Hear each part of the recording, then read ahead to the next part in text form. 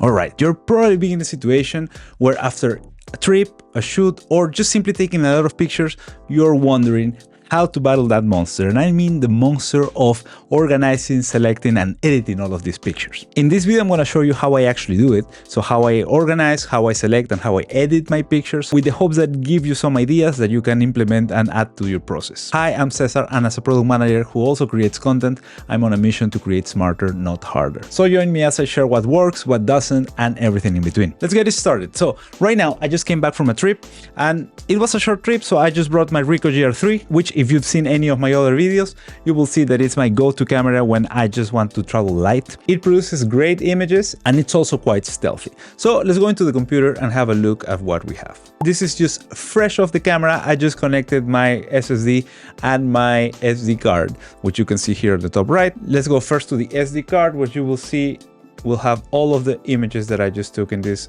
very short trip, around 444. Yeah, okay, that's fine. And also let's open the SSD. Here's also where we need to start with the organization, because, and let me close the SD card first, because as I mentioned before in other videos, how I have it set up, first of all, is photos and videos, but in the photos folder, I have multiple subfolders.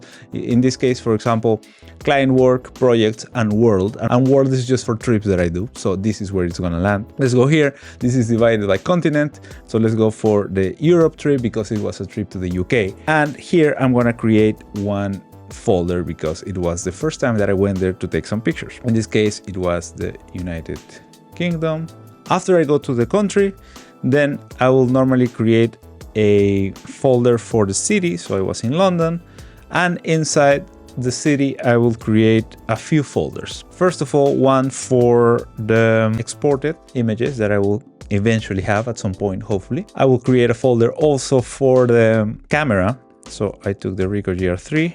In this case, I didn't bring any other camera, so I will just keep this one. And inside the Ricoh GR III, depending on which type of pictures, I will create a RAW folder. Sometimes I will create a JPEG, and that's about it. In this case, I didn't take any JPEGs directly, so I will just directly delete that and work only with the RAW. Again, I will go all the way up. So photos, all the way then to world, Europe, United Kingdom, London, Ricoh GR III, RAW pictures. I know it can look a little bit too much, but actually this setup has helped me a lot in organizing where pictures were taken and when pictures were taken as well. For now, let's go to the RAW folder and transfer everything in there. So I will open again the SD card, go to all of the pictures and just transfer them here. I would normally not cut them, but actually just copy them for the meantime, but I have them backed up already, so there's not a lot of risk on losing them in the SD card. But you play it as safe as you are willing to play it, because that is up to you. I will do a video at some point on storage options and what is safe, what is not, but let's leave that for later. For now, I'll just wait until all the pictures are transferred. All right, we're back again, and now all the pictures have been transferred to the SSD that I use for editing and for storing some of my pictures. At this point, I will just simply close the SD card and actually even eject it to try to prevent confusion. And sometimes I've edited or copied pictures where I shouldn't, so I'm trying to make it stupid proof for myself. And depending on the amount of pictures that I've taken, in this case I didn't take that many, so 400, I mean, it's acceptable, let's say, to do on the next step directly. But sometimes what I would do here is just organize this as icons, make it a bit bigger, and try to do some culling directly here. For example, I can see here, okay, this one looks horrible, so I will simply not use it. This is risky as well, because of course you may be deleting something that you don't know that may have something there. More often than not, I would just simply leave it like that, especially when, again, as I said, there are not so many pictures in there. So for 440 something that I have in this case, I will just leave it like that. So I will not do any deletion in here. I will just go back to my normal view. So let's go and open Lightroom right away. Okay, so Lightroom is open right now, and what I need to do in this case, especially since this has been a place that I haven't been before, is make sure that there is a folder in the Lightroom setup where I can put all of the pictures in.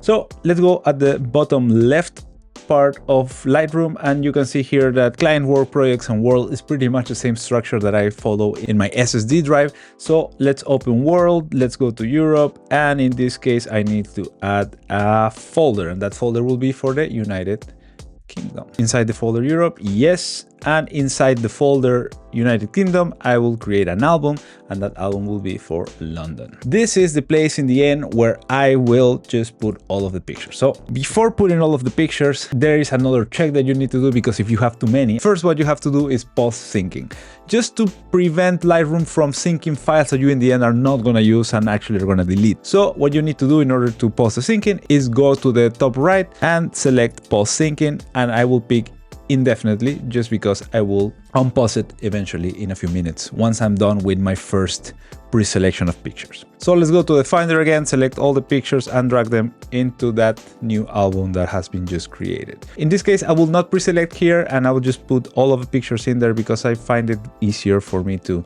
just go through all of them in here directly. And yeah, then you just have to wait for a few moments until all the pictures have been transferred to Lightroom. Okay, all the pictures have been transferred already to Lightroom, and this marks the end of the organization part of the process and marks the start, of course, of the selection part of the process. So let's get started with selecting images. What I will do here, and you may have a more efficient process, so do share if you do, is open each of them and then select with either the letter Z or the X for if they are marked as picked or rejected. And I will go through all of the pictures doing that. So let's do it. All right, so this one, for example, is a no. This one is maybe there's something here. This is nice. When I took this one, I already thought, okay, I think that there may be something here if we play with the light so that we made this person pop a little bit and we darken the rest. I took a while in this area trying to take a very specific picture of this situation going on here, because I thought it was very funny that you could see the legs coming out of this kind of booth. This one, I tried to play around with the layers because you can see this kind of a structure in front of the bridge, but I don't think it works that well, to be completely honest, so I will just reject it. This one has more layers, so more layers better? You tell me, but I don't think so, so I will reject it. Oof, more layers and vertical. I'm not really sure. Let me see, what are these things? Oh, these are for the birds. It would have been great if we could have some birds here in each of the layers, but and in theory you can add them with AI, but I don't want to go that way. And I try to keep the pictures as natural as I can. This one I really liked when I took, because it has layers and it actually has someone with their phone in the back as well. I found it cool. I actually posted it as a story in my Instagram almost as soon as I took it, so I'll save it. Then I tried to make it better, but I couldn't. Every picture I started taking after that started looking way worse. So no one know. I'll just stay with the first one. This one I really liked. Why? Because this was around the time in which people get out of work so that they are going back home. And I thought that here, it again, layers, right? So we have the layer in the background of people going up the escalator and the layer in the foreground where you can see all the people walking towards wherever they are walking. In this case, I think it was just another train. But it just reminds me of all of those videos and content that where people talk about the rat race. And it just reminded me of the rat race. It looked like everybody was just going like in a mindless walk. This is one of the ones that I like the most out of this trip, I think. So I'll save this one. And again, as with the other one in the metro, different set of situations, but in the end it didn't work as well. So I think that the spontaneous moment was just a way better setup here. So I will not pick this one. I just picked it. I don't know why. Feet. I was trying to take pictures of feet because I was watching some YouTube videos where people had very interesting and cool pictures of feet and light approaching in different angles. I couldn't do it. So just boring photos of feet. That's it. Shoes. Okay. I like this because, again, framing in between the poles. This one may look good if I do some black and white and just like try to make it more abstract than what it is, and maybe just cut even the top part of the picture where you can actually see buildings and things going on. So if it's in a bubble, just these poles going into the water will look way better. So I will save it. Again, the city in this case, it's not being framed vertically but horizontally, so I will just save this one. And maybe and at this point I'm also thinking about what kind of patterns I'm finding, right? So because in this case, for example, I already see a pattern of the city being framed horizontally and vertically, and that can make of an interesting post on Instagram, or just an interesting set of pictures. This one is a yes, I think, because I thought, hey, we have layers, we have something in the layers, at least in one of them, that catches our eye and makes us think there is something in the layers. So let's do this one. Yeah, because I think I was playing with the multi-exposure settings in the camera. So I took pretty much one dark, one not so dark, and then it just gave me a result that's better. Nice. This was a cool spot for framing, but in the end, nothing really happened. This one's kind of cool now that I see it. The thing is that this one's cool because of the reflection and the faces on the reflective area, right? So specifically all the thing that's going on over here. So I may do something with it. I do see some potential, I will say. Oh, and here, I again was just playing around with the camera. I was just like fiddling with the settings, and I was like, okay, what do I do here? Let's try to, while I wait for my metro, figure out cool things that could be happening. And I realized, hey, if I just make my shutter speed slower when the metro is going, I can see a clear picture of what's going in the background, but not the metro. So let's do something with it. And I did. And let's see if it really worked. This one, actually, yes, I think, because you can see that it says bank, that's the name of the station, and then people just moving in and out, you know, like it says something. I don't know exactly what it does say, but it says something to me. So I will just save this. And this one I thought was interesting, but not so much anymore. No, yeah, for sure. Why not? And I think that this one would play nicely with that first one that I saved as a package. I like this one. I saw the potential of this one when I took this, and I thought maybe the angle is not the best from this side. Maybe the angle would be way better if I do it from exactly the front. So I did that. Not right away, but you will see it, I promise. And here it is. And you know what? It has some blur, but I think it can still work. Let's do it. This one was very cool until I realized I took the picture zoomed in. And for whoever uses the Ricoh GR III, when you're zooming in, you're not really zooming in, you're just doing cropping pretty much. So then I said, hey, why am I wasting all of that extra space? Let me be the judge of the cropping. So I actually had to take it again, but when I took it again, there was someone on these chairs, which makes it a bit less ideal in my opinion, because I like, again, the idea of someone being by themselves, just working by themselves, maybe for themselves, and maybe there's no one inside, but they just went to work, and they maybe have to work anyway, because that's how work works. I don't know, I just come with those ideas sometimes. Anyway, okay, and this is the one that I'm talking about. I'll just do a little bit of editing here just to see what can be seen. Oh my god, and we can see people here. I didn't even see them back then. It may work. I'll save it. No. This is cool just because, I don't know, colors, a lot of green, but also a lot of different colors in the background. This picture right here. You can see the layering, the guy on the right side on the picture, and the other guy, the guy that is walking here, with a color that contrasts with the yellow in the background. So I think that just caught my eye a lot. So I would say this one. This one, at that point, I don't even know why I took this picture, to be honest. Maybe because of the light, but now I see the bike and I'm like, hey, it's cool. So let's save that. This guy, not so much. And I was trying to strike gold again when I already had before, so nothing here. And this is my last picture now that I see. So let's go back to the whole set of pictures where I have a few that have been selected, a bunch that have not been selected, and now you must be wondering, so what happens now? What I do now is filter by, first of all, what hasn't been selected at all. So apparently I missed something, and none of these are going to be selected, so I'm unselecting them right away. So this first part of the process is just to make sure, hey, did I miss something? And now I filter by which pictures have been not selected or rejected, and I just directly go hard on them. I will delete 341, so a lot of them. So I am only staying with about 100 pictures out of the whole trip, which is okay. I mean, I ended up taking a lot of test pictures and just things that may work or may not. I'm fine with it. So I will delete the 341, and I will actually delete them by going to delete, permanently delete them all. I acknowledge this, and there's no problem because everything's already been saved in my SSD. At this point, what I'm gonna do is start kind of pre-selecting which pictures I want to edit. And since this is not a shoot that I do for a client, or not a shoot that I'm doing for someone that's actually pushing me, hey, where are your pictures from London in my case? I will just pick the pictures that I feel more comfortable editing in this specific moment. So something that already caught my eye, and I already have a couple in mind. This is also the moment in which I turn on syncing again.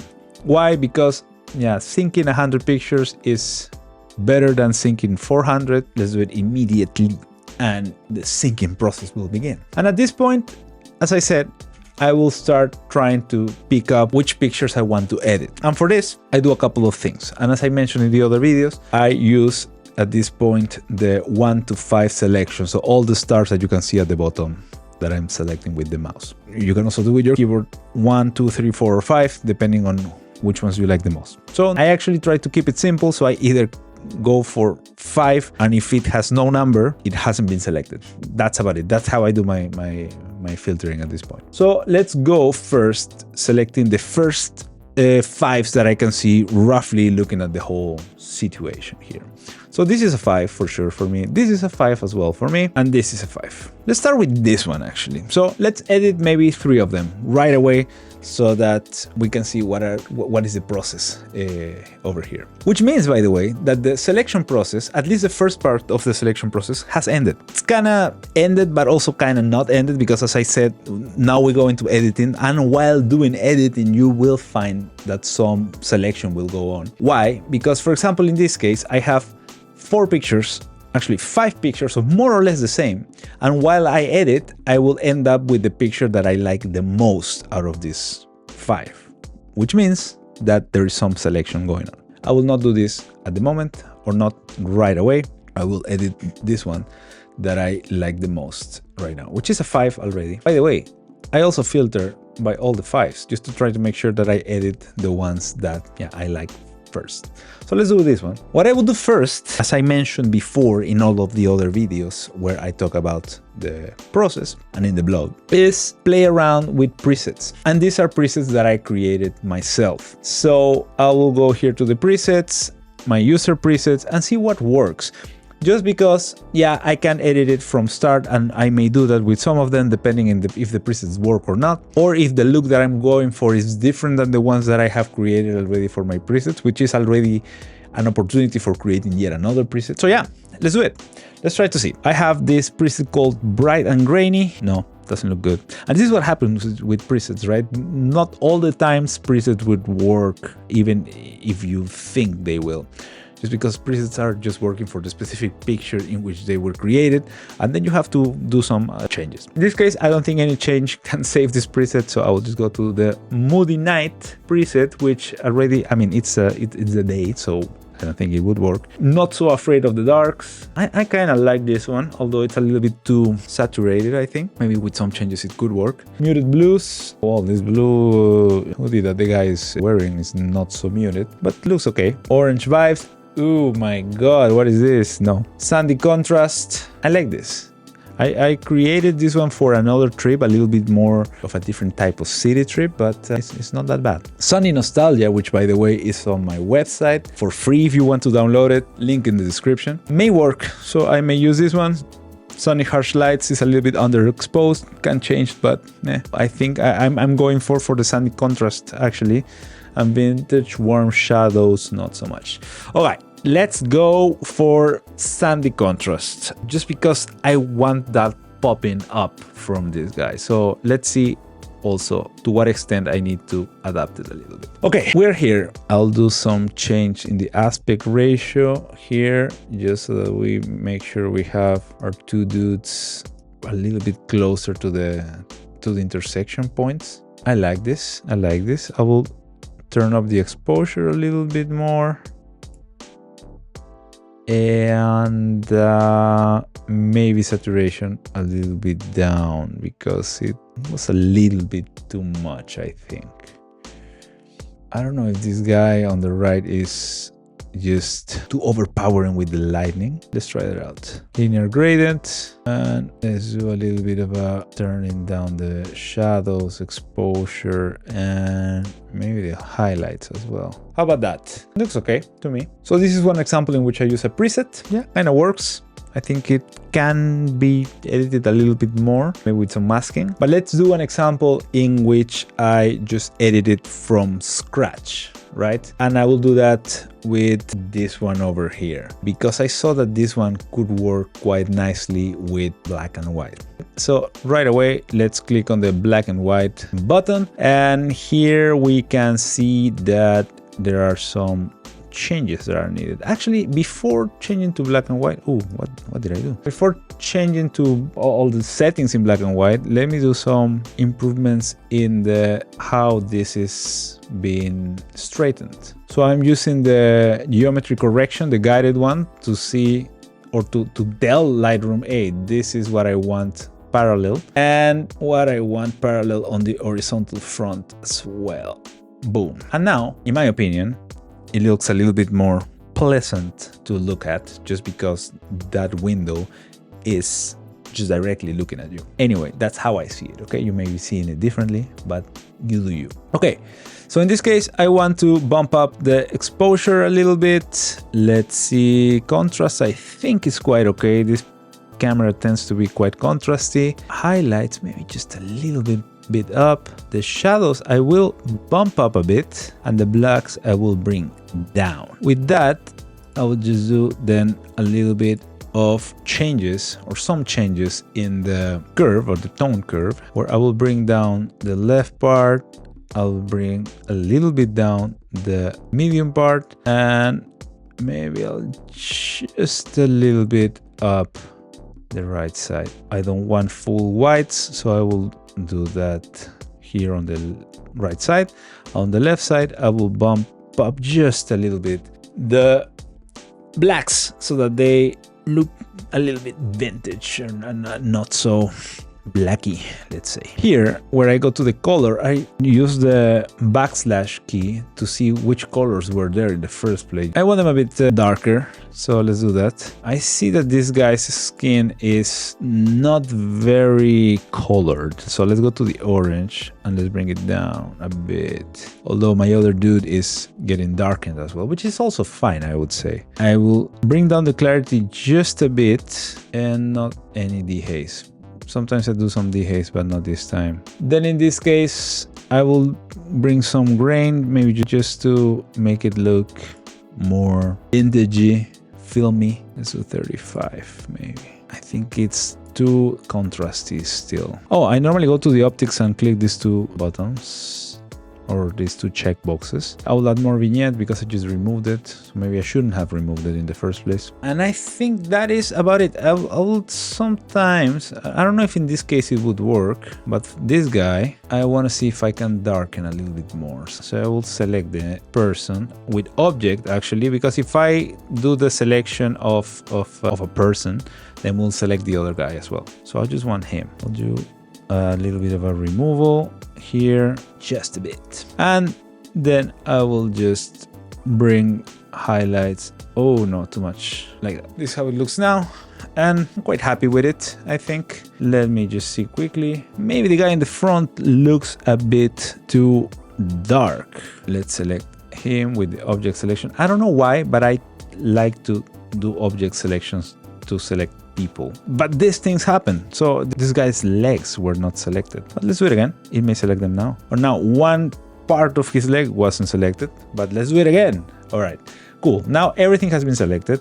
Let's bring the shadows up a bit. There we go. I think that makes it a bit better. But now that I'm thinking, I don't think the vignette works. I think what I'm gonna do is something slightly better than the vignette, which is just more masking. Yeah, linear gradient all from the right side. Yeah, like that. And then I will add in the same mask another linear gradient, but from the left side, and not all the way to the guy, but only to the chair in this case. Maybe even darker than that. Yeah. You can be dramatic, and that's okay. Black and white kind of allows you to be like more dramatic. You only have two colors pretty much, so why not? That is it. Looks good. Looks okay. I like it. I like how it looks. Now, what I would do in some cases is, if I already saw that worked, and I'm like, hey, maybe this already could work with some other picture here, what I would do is copy the settings and just paste it, for example, in this picture over here. And at the very least, I will start with something, right? This may still need some changes, but it will start with the settings that I already prepared for the other one. And in this case, what I'm going to do is I'm going to do a custom crop, and I will, as I said before, remove the top part. And look at that, doesn't look half bad, right? So maybe I'll just put it at 5.4. You know what, maybe we can have a little bit of the top. Yeah, it says something, I think. All right, that's not bad. And that's it. I will just mark these ones with 0 just because I didn't edit them for now, so you can see what I have edited. So I edited this one from scratch, black and white. This one I copied directly from the already edited one, and this one right here I used one of my presets and made some small modifications just so that it is looking specifically how I want it to look. There are many other ways of approaching this, but these are the ones that I tend to use, I don't know, 90% of the time when I'm editing. So this is where I want to leave it for now. And if you really like this video about going deep into the workflow and want to know more about the workflow itself, you can go into this other video where I actually go end to end from preparation, shooting, and organization in the end in terms of the workflow that I use. Hopefully it helps you, and I will see you in the next time. Bye.